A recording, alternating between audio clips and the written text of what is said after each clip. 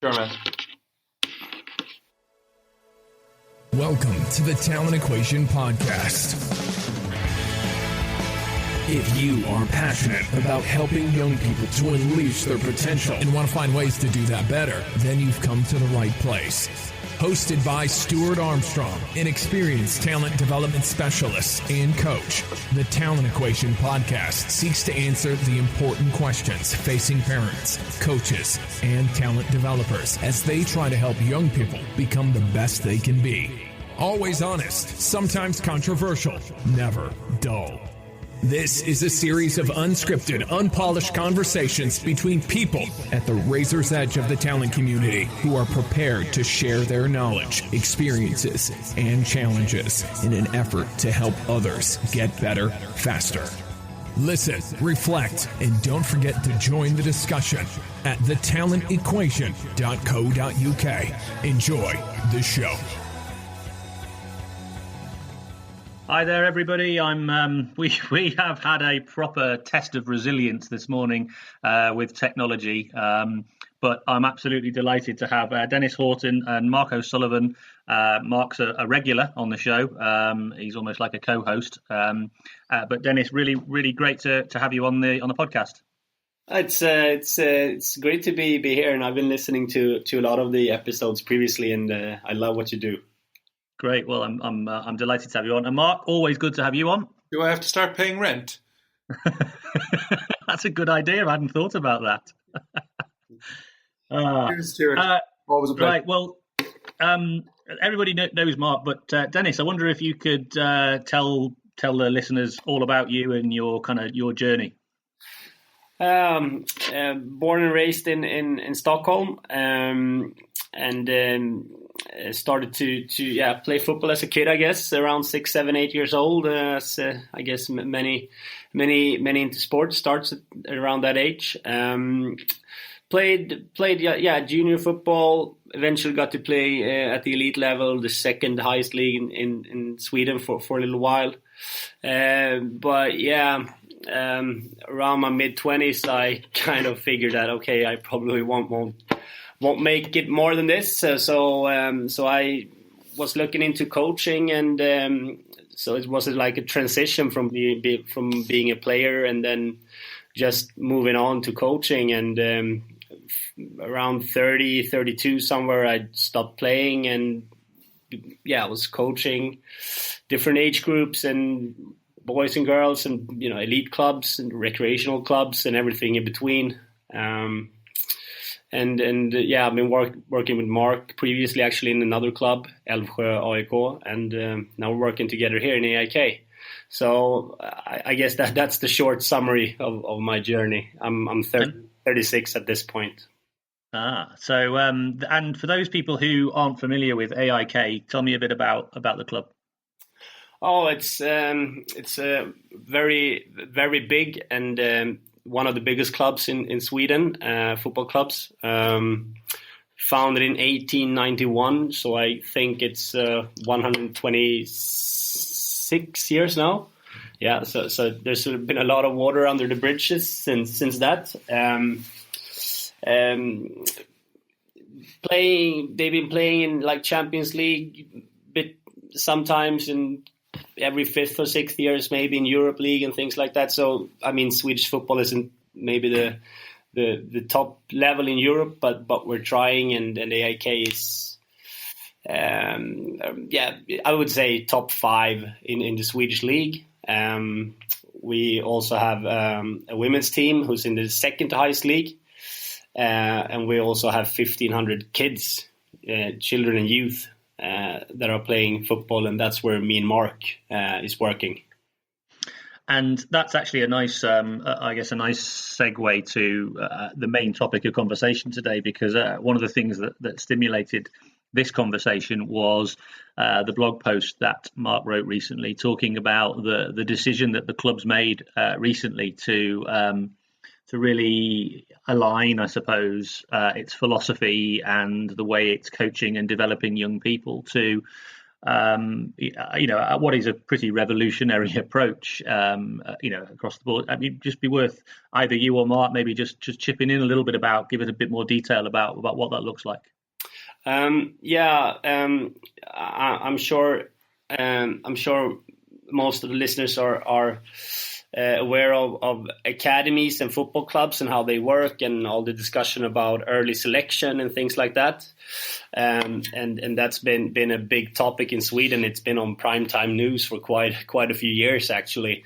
So it's actually a big debate. And from that debate, AIK started a internal working group to discuss this, and then they put together an external reference groups with the technical directors from floorball, hockey, football, also Bayern Munich scout Björn Andersson, who's a Swede, but he's been for Bayern Munich for 30 years as a youth coach and a scout. Also head of sports science in Sweden, and the head of the national governing body for sport. And then they wanted another perspective from a smaller club, and that was me back then. So yeah, I sat in a corner and just tried not to say anything stupid, basically. But yeah. So that reference groups and the internal working group had discussions for around a year, and finally the internal working group presented this to the board, and the board thought that it was a good idea to make changes in what we do on the youth side with selection and academy and all of that. I think a lot of credit should go to Leif Carlson, the youth sports director, for initiating this process and idea and discussions. You think? Yeah, definitely worth to mention is Leif. He's been in the club for 53 years, I think, and he was his 65th birthday a couple of months ago, and then he said, I won't quit because there's still stuff undone. so he's got that mindset, and I think that really defines the club in a lot of ways. So tell me more about what essentially this means, this decision that you've taken, and what it means for the way you're going to operate in the future. If I'm right in thinking, is it that you're the first club in Sweden to do this, or you're the first football club in Sweden to do this? No, I think that many clubs in Sweden actually work not that traditionally in terms, because football in Sweden is a lot about grassroots and the history of that. So I think, that's probably the case everywhere. But the traditional academy idea and early selection hasn't really spread out in all of Sweden, but it's really dense in the populated areas like Stockholm and perhaps Gothenburg. And so it's more of a Stockholm problem, if you would say, but what you see in Stockholm, you see in the rest of Europe. I think it's one of the first professional academies, if you want to call them that. That we have the professionalism of youth sport, which is, you're more than well aware of, Stuart. Yeah, we're using the word elite and placing it in connecting it to the word child. So you have elite children playing sports. Well, I think AIK is the first probably professional club to reflect over this and analyse its own work, its own academy, and how we think we can best structure modern 21st century youth academy programs for children. And I think we're not taking something away. We're actually adding more competence. We're placing a massive emphasis on learning, but we're trying to do it from a child's perspective as opposed to from an adult's perspective. And I think that maybe is unique. And you're, as we've talked about before, you're using the UN Convention on the Rights of the Child as one of your backdrops, which I think all of Swedish sport has adopted. Well, it's not that all of Swedish football has adopted; it is recommended to be adopted. I see, okay, and it's on the coach education courses. Yep. It's page 1 in the C diploma, which has raised the standards quite high, I think. Mm-hmm. This is one of the documents that was discussed in the meetings and the reference meetings that Dennis referred to. is one of the documents they used to discuss and debate. So it's that when Leif Carlson formed these meetings and these groups, he used this document as it was recommended and wanted to discuss it with all the people involved. So it's one of the there are a few other Swedish documents, research documents on child youth sport in Sweden that we used as well. So Dennis, talking about those, it was a year of discussions. I'm interested to know what those discussions were like, and whether, did you come out of it with like a consensus that sort of everybody agreed that this was the direction of travel, or was there significant disagreement between different people? By the time that this internal working group and the reference groups were in this process, then I wasn't hired in AIK. So I weren't part of the internal discussions, but I know what the internal discussions was like. And it was, of course, a lot of discussions, from both ends, that yes, you can see young children and what they might become in the future. And the other side was, no, you can't. And the traditional discussion around that. But what it came out with was basically that the club, there was a consensus from the club that this is what we're going to do. But of course, there are people maybe that think that, we accept it, but we won't work against it, something like that. But I can imagine, you can imagine like a club, 1,500 members or players and 20,000 members that, of course, the opinions is going to be quite widespread. So yeah, of course. But among the executive groups and the board, that's a consensus. Yes. You mentioned there was a representative from like the national governing body for sport in Sweden. That wasn't Peter Mattsson by any chance, was it? No, actually, Peter Mattsson, that's the elite sport okay. director. Yeah, there was Anders Wahlström. He's the child and youth sport director. Got it. Yeah, Peter and I go away, but I worked for Peter when he was over here as the performance director for England Golf for a long time, and he was fantastic to work with and I learned an awful lot from him. So I had lunch with him 2 weeks ago. He had very good things to say about you. He's such a good liar.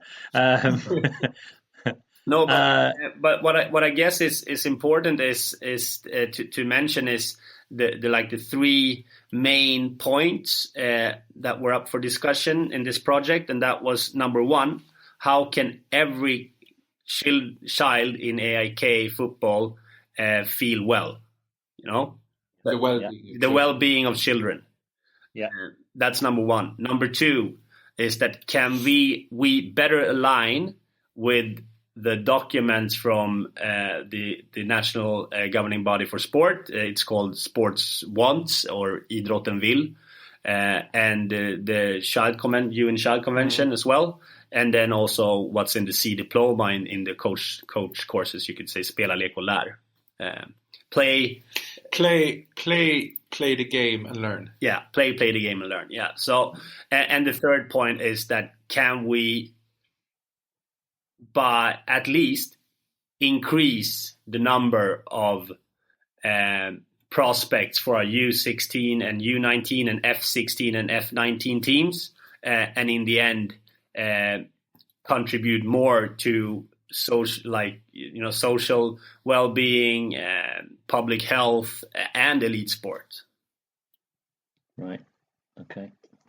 So essentially, as far as I can see, and this is something that I'm pretty passionate about, but what you've basically said is, if we ensure that every child has a sense of well-being, and we can ensure that we meet their needs in terms of their well-being. So firstly, kind of their well-being needs.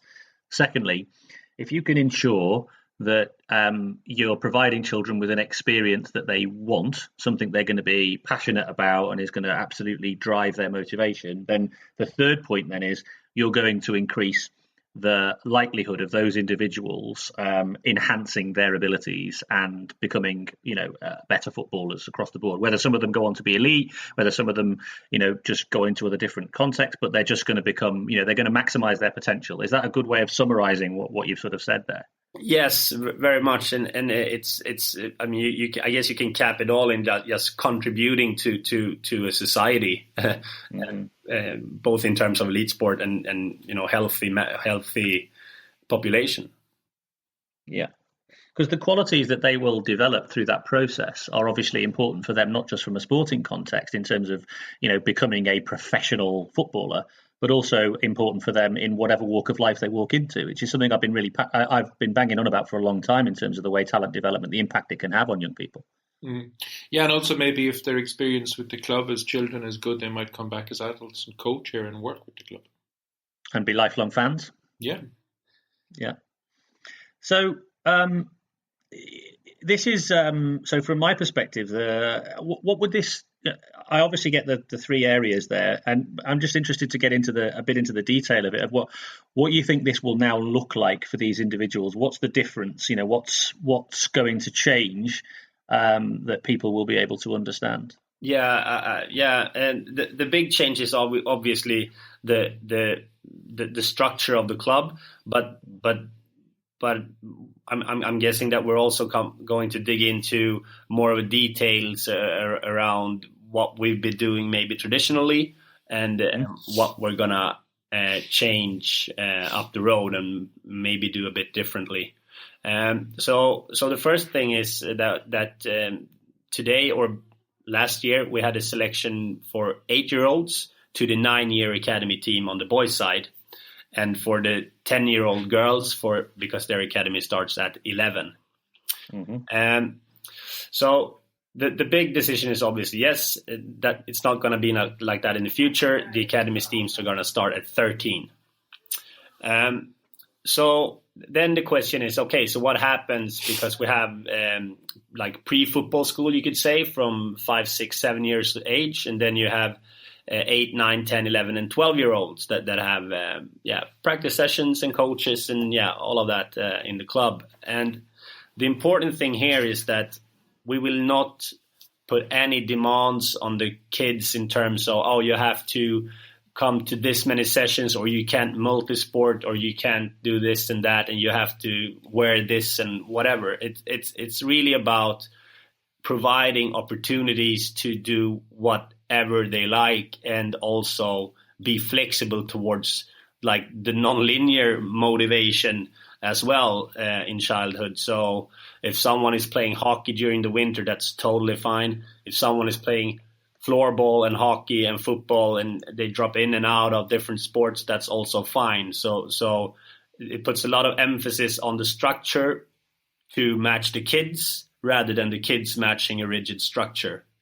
Really like that. I'm just writing that down. It's a mantra that people could follow, isn't it? The structure matches the kids, not the kids match the structure. Exactly. It's very common, isn't it, Stuart? Well, everywhere you go, isn't it? It's like, I mean, as you're probably aware over here, you have kids, like you say, 7, 8, 9 years old, 4 nights a week, up to, going to these various training sessions. And just this part of me that just thinks, well, that sounds a bit like torture, a bit like abuse to me. And I think that when you, by working this way, we're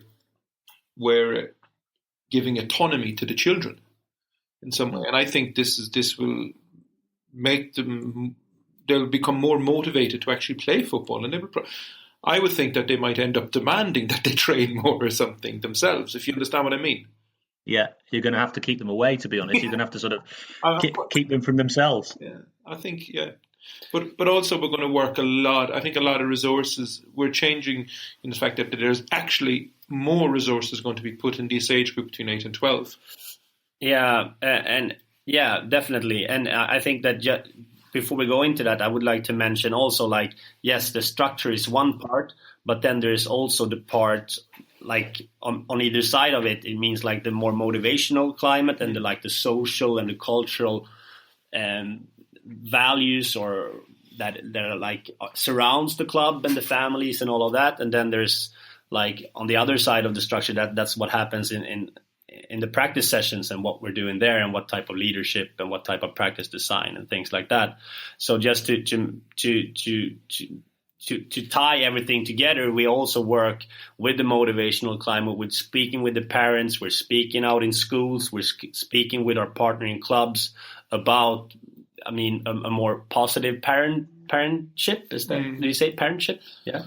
Parenting, maybe. Better parenting, yeah. And also talking to the coaches about, okay, so what type of sessions are motivating for kids?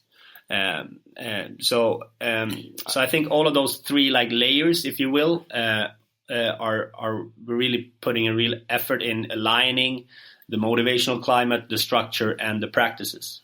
Yeah, I think what Dennis is referring to, this is not something that the club is just doing. What we're doing, we're doing with the parents, with the players, with the coaches, and with the club. We're doing it as a community. We're doing it together.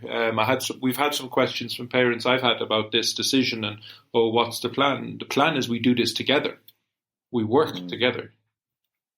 Yeah. And so far, what's the response been? Oh, very positive. I would say, obviously getting a lot of emails about the decision, but I'd say 95-97% are really, really positive. Then on the negative side, if you will, there was maybe some families, 2 or 3 have left for another club because they think that their kid needs to be in an environment where there's early selection. So obviously, everyone doesn't really agree, but I think that like the values in Sweden, and not like the values in sport, but the values in the countries are very much aligning with the decision that is taken.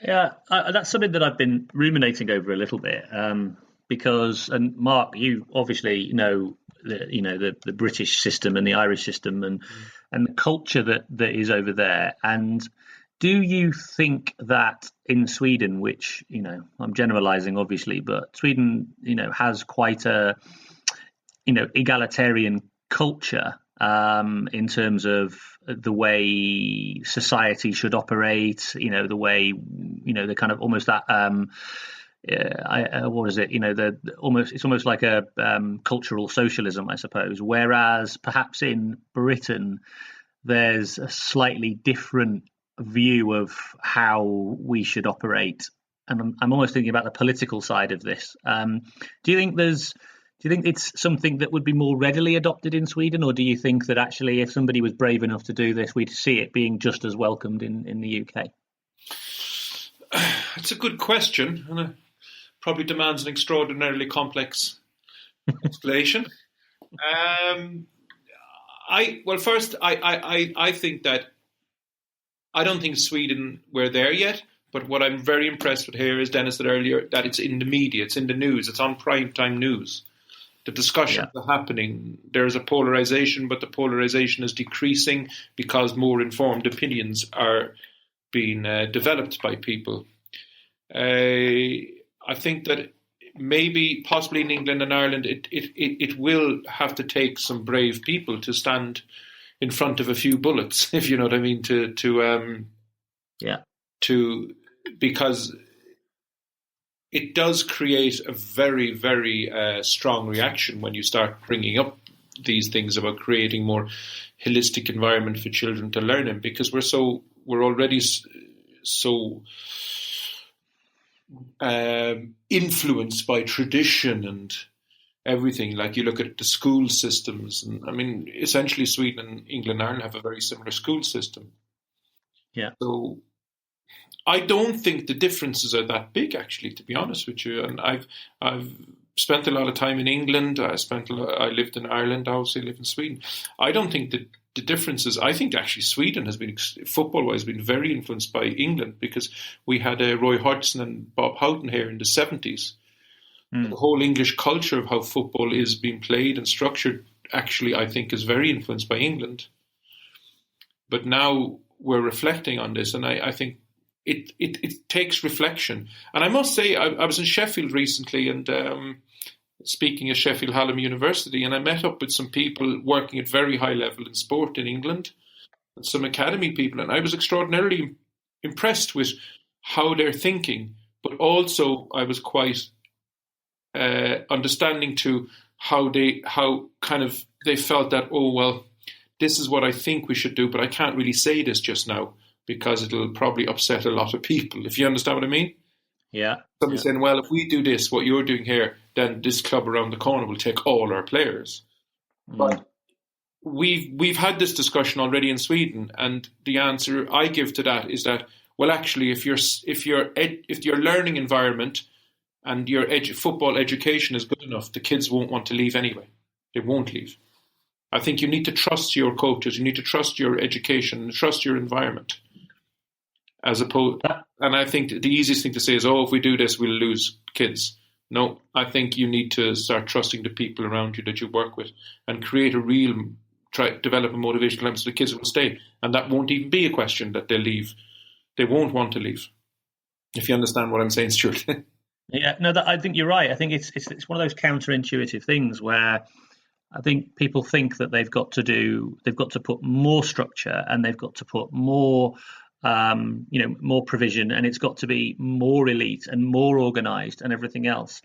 And they think that that's the way to, retain people, because if it's not structured, organised, and all those sorts of things, and you're not doing X number of sessions, you're not meeting the need. And I often hear people say this, that, it's just the realistic nature. This is what people expect, so we've got to put it on because otherwise they'll go somewhere else. But the reality is, I think that ends up being self-defeating, because at some point the kids just basically get sick of it. Yeah.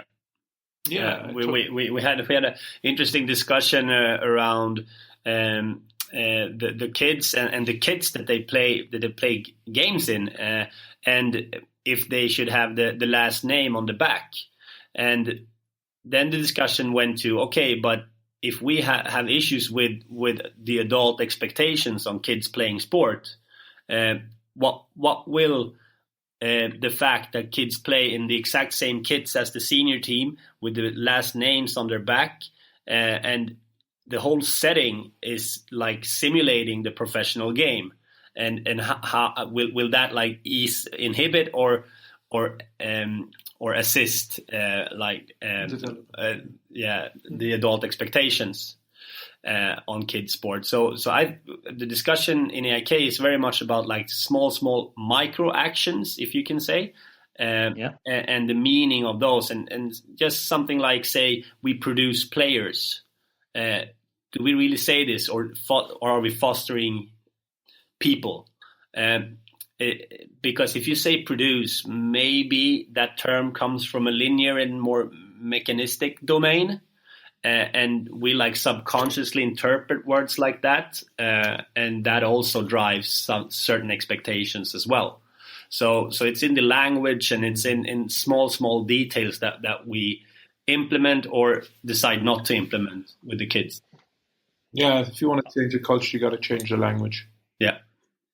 I think that's extraordinarily important, and I don't think people give that enough credit, because I often get a little bit bent out of shape by language, because I do think it's important, but people just think I'm being semantic. But I totally agree. I mean, that's a great example, actually. We're not going to talk about producing players like it's a machine or like it's a sausage factory. Yeah. We're gonna nurture and foster people. I mean, that's a totally different way of thinking. Yeah, exactly. and I think that a fish swimming in the water doesn't know what water is. If you hear me on that one, and the more things that we don't see, we just get deeper and deeper into this water, and we really need to try to get out of the water and look from above, and all these small things, words we use, sessions we use, type of instructions we use, everything, it needs to be overhauled, or at least critically analyzed. What was really interesting about this was, and I'm just the reason I asked that question, by the way, about this cultural domain is I tweeted something this morning, actually. There was an article on the BBC. So this is our national broadcaster service, which said about a coach in Spain who'd been sacked because his team won 25-0. And the headline on the article... Say again? Was it not 26-0? Might have been 26. You're right. Yes, that's important to get the distinction. It's very important to get the scores right when you're talking about children's football, Stuart. Very important. You're right. Goal difference and everything. It was a home game. Away goals count as doubles. Don't you know that? And the headline that the BBC put out was coach sacked. Coach sacked in Spain because team won 26-0. And then underneath it says, "You heard that right."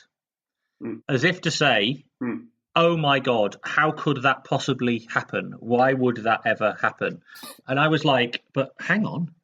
No, don't you get it? And the rationale that the club gave was absolutely perfect. They said, this is a kid. I can't remember, but, they were like 10-year-olds, something like that. Oh. Yeah. And I thought this morning, yeah. And so there was a part of me that was, and the club said, we don't want a coach working for us because that isn't the culture and the sort of spirit that we want to play football in. I can understand that. Ian Renshaw. Yes. Brisbane University, who's also one of the co-authors of the book Nonlinear Pedagogy and Skill Acquisition. He told me a story about this. He was coaching 8-9-year-olds a couple of years ago, and they were playing a 5-a-side game, and after a few minutes, his team were winning 4-0. So that was 5-0, and he saw where this was going. So he went to the coach and he said, these are 8-9-year-olds. Let's mix the teams a bit and play a game. And the coach agreed, and he said it was fantastic. The kids loved it. They don't know what the score was anymore, but the kids loved it, so they mixed the teams more. And I think we need to be flexible. In that case, you have a bunch of 9-year-olds, 10-year-olds winning 26-0. We need to be more flexible within our environments. Could we have done something else during the game? You understand? Yeah. So on that subject, because one of the things I often hear from coaches and stuff like that is that, and I'm a bit of a believer in this actually. So when I was with the role I have within English rugby, we brought some quite considerable changes to the competitive landscape for kids. Firstly, the talent system doesn't start until 13. Similarly, this was based on a consensus of scientific. We got some of the brightest minds in the world to contribute to a consensus position on talent. And we said, look, we're not going to start anything at all until 13. And even then it's going to be quite light touch. But in terms of the competitive landscape, changed it quite considerably so that, players are playing more appropriately for their age group. But one of the things we did was we said, right, we're not going to have tournaments and leagues for, 9-year-olds. Because what we know is it changes the behaviour of the adults hugely, Now, one of the things I hear about, say, in football context is that, it's the league, these kids are competitive. We've got to meet the needs of the league and the league rules. So from a competitive standpoint, what does this mean for you? What are you going to do as far as your competition offer and what that looks like? Well, actually, the district FA, they have already made changes to league tables and cups and tournaments. So there's actually no results in those up to 13 or 12, up to 12 years old. So the system is already aligned with the decision of AIK, which you have to give credit to the Swedish FA and to the districts that actually have implemented this, because it's actually pointing a direction as well on where Swedish sports is going. And that's not only in football, that's in, I guess, all sports in Sweden. That's the case. So football was one of the sports where this wasn't the case a couple of years ago, but it's actually been pushing that up to 13. So yeah, I think it's important, and as important as the last name on the back and also the structures that we're competing in, or needs to be aligned with the kids' needs and what they need, and not make sure that doesn't inhibit their long-term development. And has there been? Sure. Go on, Mark. What's important here too is that like I'm sure you've experienced this when you brought in that rule of no league tables and tournament winners, etc., up until 13, is that then you hear, oh, kids aren't allowed win anymore. And that's absolute rubbish, because the kids play games, they win and lose games, they win and lose tackles. You know, winning and losing continues anyway. It's just the adult structure around winning and losing and tournaments and competition results is removed. Yeah. The cups and the shields and the semi-finals and finals and all that hullabaloo, it's just totally and utterly unnecessary. It is quite fascinating to see the change of adult behaviour whenever it takes place as well. But one thing that's interesting, as I was going to say, is that whether you've seen any pushback in the media, because when we started to introduce this within rugby, we had some quite famous ex-players who then went to the media and were saying, "This is ridiculous. This is why we're never going to be successful as a world nation, because we're too softly and kids can't win anymore, and winning and losing is all wrong." And it's actually interesting how the debate polarized. Mm-hmm. And it was almost like you had, on the one hand, the people saying kids need to learn to win and lose because that's life, and on the other hand, you had people saying, no, actually we should have no competitive games whatsoever, and it's completely extreme views. It's quite interesting. We've had this here too. Yeah, and I guess if you take those opposed views, there's no one that is really about learning. So I guess the learning happens in between, and that's like the landscape that we need to navigate as coaches and as a club, because I mean learning is hard. So to get kids in a state where they feel ownership and autonomy, and also are learning and developing, that's a real effort for coaches. So the decision from AIK is all about raising the standards everywhere. Yeah, absolutely. I like, when it comes to competition, I like the Greek origination of the word for competition, which defines competition as two groups or two individuals coming together in order to make themselves better. Exactly. Yeah. And if it's 26-0, there's only one side. Neither side's getting better. Especially not the goalkeeper in that team that won 26.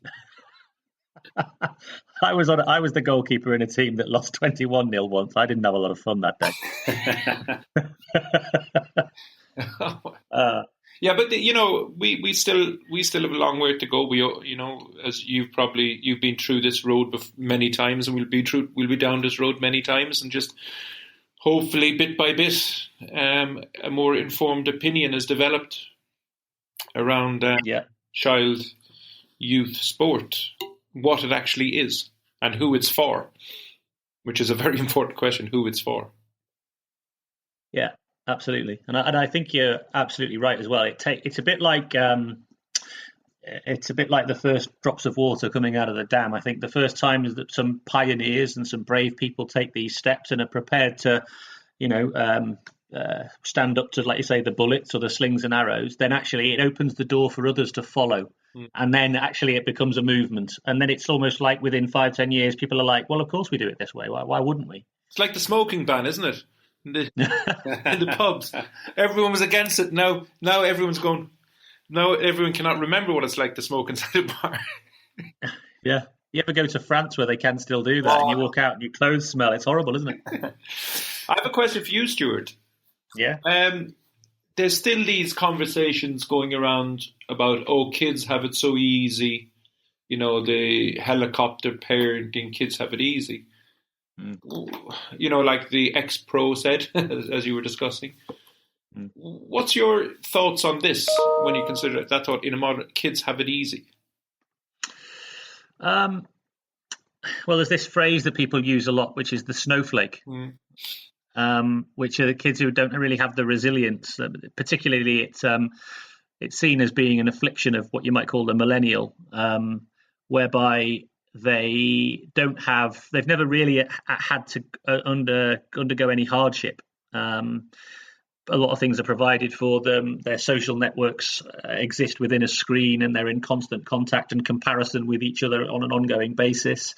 and often as well, they've grown up in a culture where parenting has changed significantly. Either parenting busy parents who essentially, are neglecting the emotional needs of their and psychological needs of the children, or they're pushing them really hard. And what I've certainly experienced in a talent context, and I think this is why I think your culture is going to be really important, is you get parents who are kind of doing the two exact wrong things. So they push their kids really hard. So like send them to particular academies, a particular school. The expectation level is extremely high.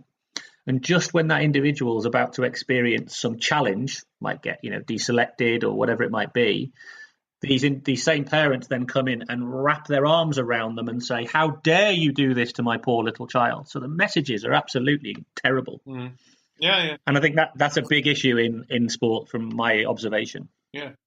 Yeah, and that's that. I think that it's important for clubs to recognize that, and also try to implement strategies, both in terms of what we do in practice, how we speak to parents, and the structure of the club to actually work that fact in a like more positive way. And my feeling from working with Mark in the previous club that we were in and now in AIK is that as long as if you speak to parents and you make sure that you have interactions with people within the community, then this really changes. And the culture is just transforms into more of a learning culture, and you can feel it. It's a really quick transition, actually. And I bet the relationships and in the environment that you're working within is actually a much better environment, much more healthy environment.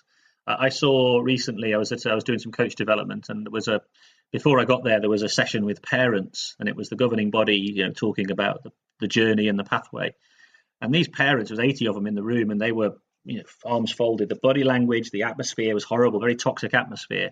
And I don't think it was helped by somebody at the front saying, we're trying to create a high-performance culture. These are 13-year-olds, but, we're trying to create a high-performance culture, and we need you to be high-performance parents. There was like an audible gasp in the room.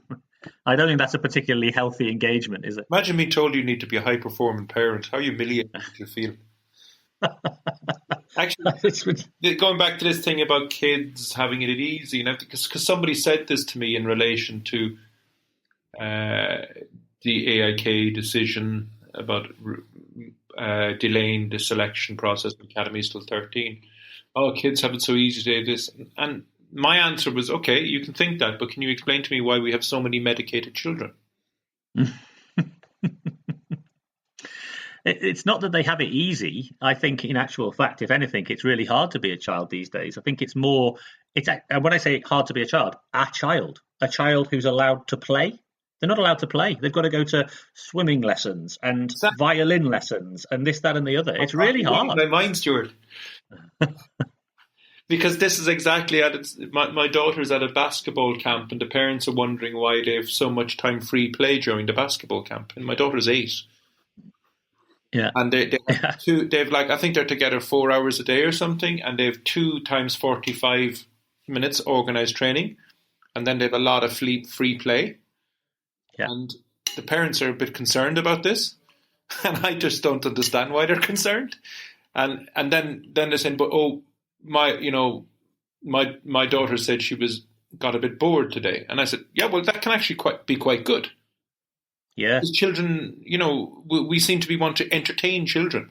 There's some people feel that we have to keep entertaining them. Children end up being entertainment junkies, and so I think the children need to be a bit bored and need to go, okay, what'll I do? And then maybe need to be creative with their time to solve this boredom themselves. If you understand what I mean. And I think it's wonderful that they have more free play than organised basketball at this camp. People think though that parents think, well, I'm paying for, or I'm here to see this. I need to see coaching, and it comes back to this point of people don't understand what coaching is. Exactly.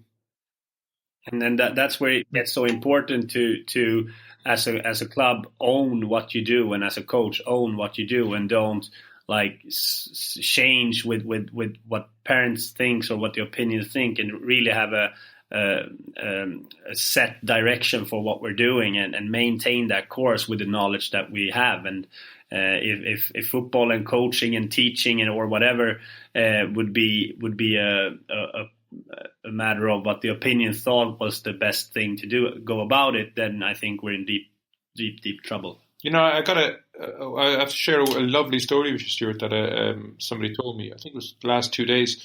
They have a child. His daughter is the same age as my daughter, 8, and they were looking at this little notebook she had, and there was just loads of letters written, words, but all of them were misspelt, backwards, and he was really worried. Oh my God, what's going on here? And then he started to look through it. And then as he got towards the end of it, he found out it was actually a secret language developed by his daughter and her friend that they actually speak and use themselves so the adults can't understand them. Isn't that fantastic? That is fantastic. If that father jumped in at the beginning and then brought it into school and said, oh, look at this. I thought it was a wonderful story. Interestingly, I think for a long time, the world of coaching has adopted the same approach. Yeah. We've spoken our own secret language that we don't want the parents to understand. Oh, here we go. But it comes back to the point you made earlier. And I think, Dennis, you've used the word learning a lot. And I think actually when you come from that perspective and philosophically and culturally, you're saying, look, learning, well-being, you've used the word nurturing, things like that. When those words become your primary drivers for doing what you're doing, the conversation changes. You have an entirely different relationship with people because, again, you're saying, look, this is who we are. This is what we want to do. You can come and be part of this if you want to. If you don't want to, that's absolutely fine. Yeah, and I think that's really powerful. No. 100%, and I think that it's very important to also as a club make sure that there are both formal and informal opportunities to engage and to speak and to interact with other coaches and with parents and with the society as a whole, to open up to that and make sure that the interactions among people, like real meetings with people, real discussions are happening all the time, because I think that's the stuff of growth. Absolutely. Yeah. I mean, and who wants to be in that kind of environment where it's always almost like an us against them type of scenario when you've got the parents gathering in little groups to talk about what was happening over there? I just don't think that's a particularly positive experience for anybody. No, I think we've seen examples, I think in football clubs, maybe in England, where they have like a fence 300 yards from the pitch where the parents can be. But the problem is that the parents that they don't want interfering with what the club is doing, they are with their kids the other 22 hours of that day. So which means that they will get the influence anyway. So we think that it's way better to integrate all like members in the club, different parents, coaches, and have discussions and that we're actually cooperating with creating this culture of learning and development. And as we said earlier, we do this together. Yeah, we do this together. Yeah, exactly. This is not top down. This is more of a network culture where we work with it together. Yeah, I was talking to one of my son's friends. She's 9 years old. She's quite a good little footballer, and her father is the coach, as often is the case. And he was talking to me the other day, and he said I the parents, they go over there the other side of the pitch and talk about me, and I work with the children. And he was sort of saying that like that's just how it is and how he actually prefers it. And I was thinking that certainly isn't an environment I'm quite friendly with a lot of the parents I coach, the kids I coach, and I actually think that's really important because they're really valuable to me. They really help out. I mean, if you can get the parents working with you as a coach, then that's a massive force. That's a massive force. I mean, you can have the best coach in the world. If the parents doesn't, work with you, then there won't be much learning going on, So I think that we cannot separate parts that are actually integrated.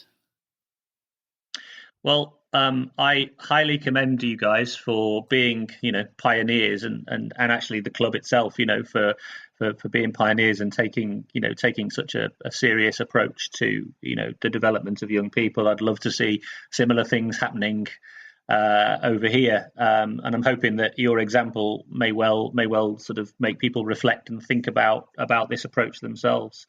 If there are people out there who are kind of keen to find out a bit more and maybe kind of get a little bit of an understanding of the approach you've gone, is there any way they can get in touch with either of you? Yeah, sure. Mark you can contact Mark on email, on the AIK email. So that's mark.o'sullivan@aik.se. Okay. Did you get that? Yeah, I did. I'll put that into the show notes. Mark, mark.o'sullivan@aik.se. Yeah. And for me, it's Dennis.Hortin, HORTIN, and then @aik.se. And also, you can always get Mark on Twitter because he's never off it. yeah, exactly. Keep catching there. me and the Twitterati. You and the Twitterati, yeah. Listen, guys, I really appreciate you taking the time and actually for being patient with the technological issues that I thought were at your end and were actually at my end. Stuart. Exactly. So anyway, I really appreciate your time. Been a fantastic conversation, and maybe sometime down the track, if you're willing, Dennis, it might be interesting to sort of to check in and see how things are going. Yeah, sure. Thanks. Okay. Great work. Yeah. Thanks. And you guys, thanks very much. Thank you.